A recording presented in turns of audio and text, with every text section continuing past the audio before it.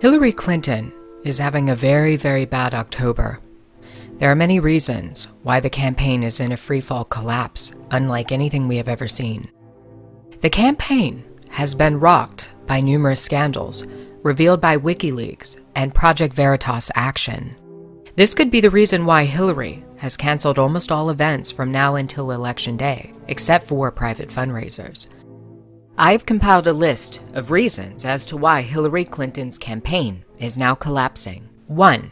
Hillary Clinton has ordered the deaths or ruined the lives of everybody who seems to come against her. Julian Assange's lawyer is dead.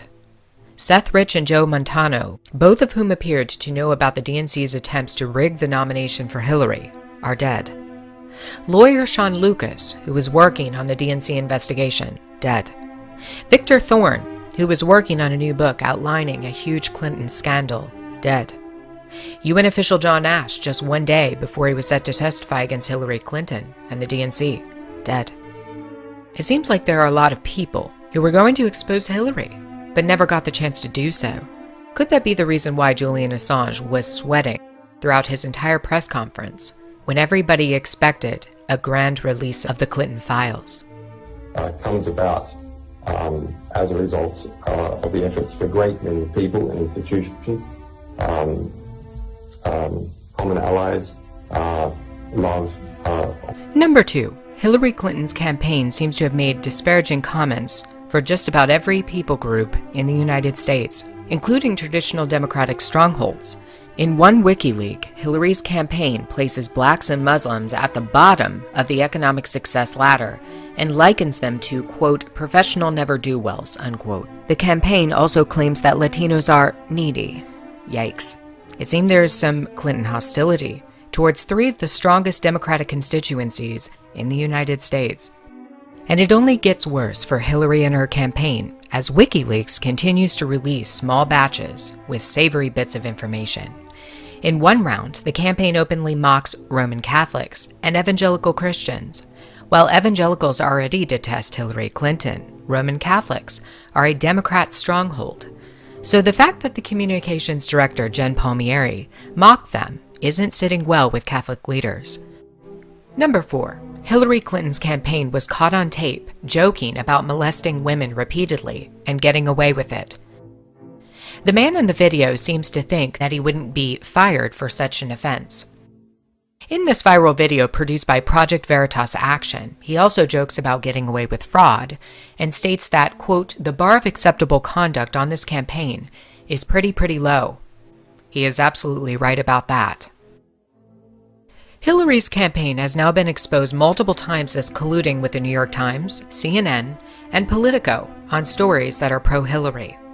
WikiLeaks has released astonishing reports that these media outlets actually contact Hillary's campaign to make sure that they are saying and reporting only what is approved by Hillary and her communications manager, Jen Palmieri. We know that many forms of media are under Clinton control. Even sites like factcheck.org and Snopes have shown a stunning bias towards Clinton. These are supposed to be sites dedicated to the truth, but instead, they are part of the Hillary propaganda machine. Here we see evidence of a recent headline that appears to be a regurgitation of a Hillary memo.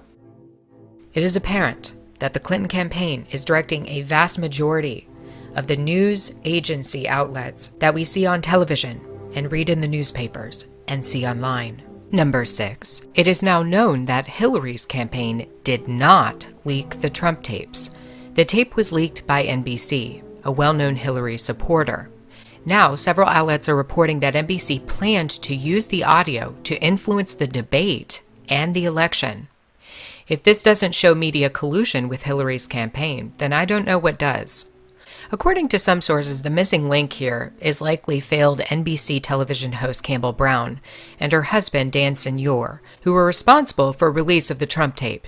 Not unsurprisingly, Dan Senor is a leading strategist and top advisor for Paul Ryan. Number 7. Hillary staffers claim that it's okay to commit fraud and throw away voter registration ballots that are Republican and independent. You would think this is ridiculous, considering that liberals have for years led the effort to get out the vote, with people like Ellen DeGeneres and Lena Dunham. But not really. They'll trick you into registering to vote, and then they'll tear up or burn your card in a pyre. Arguably one of the worst moments for Hillary Clinton was her explanation about why she said during one of her many paid speeches to Wall Street that it's okay to have a private position and a public position that may be entirely different. This is popularly known as lying. Yet after being exposed, Hillary tried desperately to redeem herself with the famous Honest Abe explanation, which is now considered one of the worst responses to a question in modern debate history.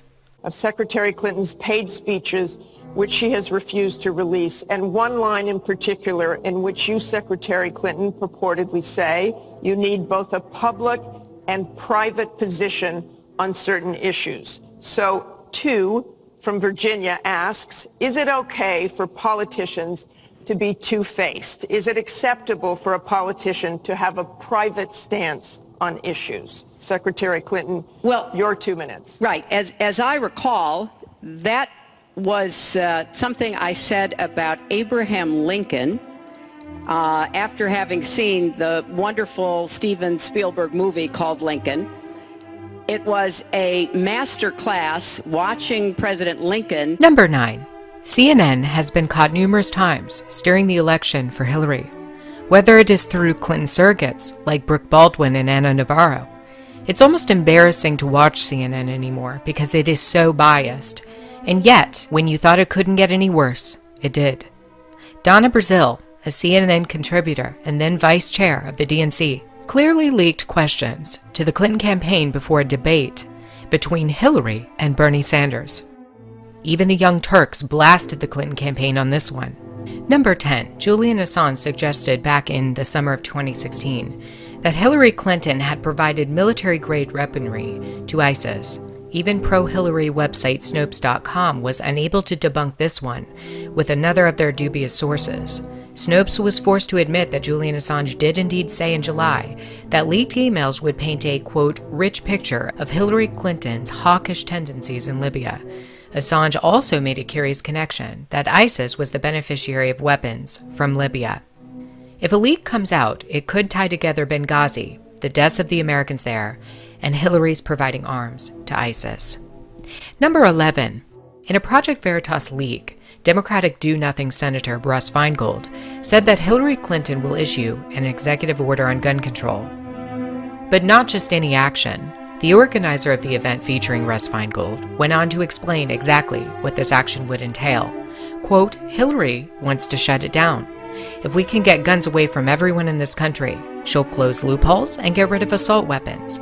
She will get rid of being able to buy, unlimited bullets. She's going to make all that stop, unquote. Of course, this conflicts with what Hillary just said in the second debate, that she's for the Second Amendment. And I just want to quickly say, very quickly, I respect the Second Amendment. You may believe that Jeffrey Epstein is a story in the past, that Bill Clinton knew him but no longer associates with him. That is incorrect.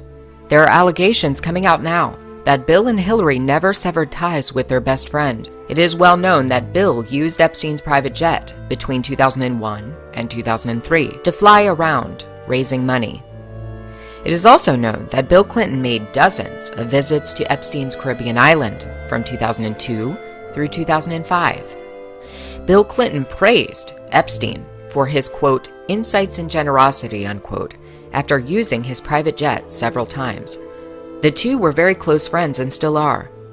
Epstein's crimes are disgusting, as are Prince Andrew's, who is a part of the circle, as are Bill Clinton's. And yet, there has been almost no coverage about the new book, released in October by James Patterson called Filthy Rich, which outlines Clinton's relationship with Epstein. Number 13. Hillary Clinton claims to be the hero of middle-class and working-class women, even posting a tweet entitled, quote, women have the power to stop Trump, unquote. Now, a hack Wikileaks reveals that Hillary, Bill, and her campaign sought to undermine and destroy the reputation of Juanita Broaddrick. The hypocrisy in this is quite astounding. But there was something about Juanita Broaddrick that was very threatening to Hillary. While the other accusers of Bill alleged some type of sexual assault, Broaddrick's claims went a bit further. Hillary sought to destroy her reputation, and to hide the truth from the public. That doesn't sound like a hero of women that Hillary has painted herself out to be. Number 14. Hillary Clinton and her entire campaign are blaming everything about Wikileaks on the Russians and telling the American public that the Russians do not want Hillary Clinton to be president. This is merely a tactic. It isn't the truth. Several WikiLeaks show that Hillary has praised Vladimir Putin, that she was happy to be among his, quote, inner sanctum, and that the two have had a very positive relationship. So why the sudden change, Hillary? Number 15. Hillary proves in WikiLeaks that she is basically carrying out the agenda of Wall Street and the big banks. In one email, she encourages Wall Street to get involved in the political process of America. And in another, she encourages rich bankers to influence politics, that huge sums of Wall Street money can buy, influence, and potentially change the course of politics. She's not for the American people. She's for the big banks. Number 16. A WikiLeaks exposes and confirms that Barack Obama not only knew about Hillary Clinton's private server, he actually communicated with her on it. President Obama speaking out on 60 Minutes about Hillary Clinton's email controversy. Did you know about Hillary Clinton's use of private email server? No. While she was Secretary of State? No. Now it's pretty well confirmed that he received a number of them from her, so isn't that a flat-out lie? Well, yeah, I mean, it's you know, there are a lot of instances in which President Obama was asked about whether or not he knew about Hillary Clinton's email server. I'm not sure what the timeline is. I can't answer that concretely, and, you know, there's a lot that goes into it. But yes, this certainly does show that President Obama and Hillary Clinton had communication on this private email server. And yet, with all of these crimes, lies, leaks, murders, and cover-ups, Hillary still has a secret weapon. And that is vulnerable feminists. Her goal is to make women as angry at Donald Trump as possible, so that they turn out to the polls in droves for her.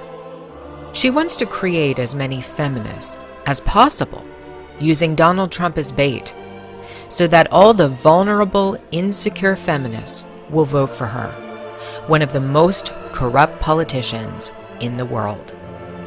The WikiLeaks files have proved that. This is a message directly to the women of America. I want to know how you plan to sleep at night after you vote for her.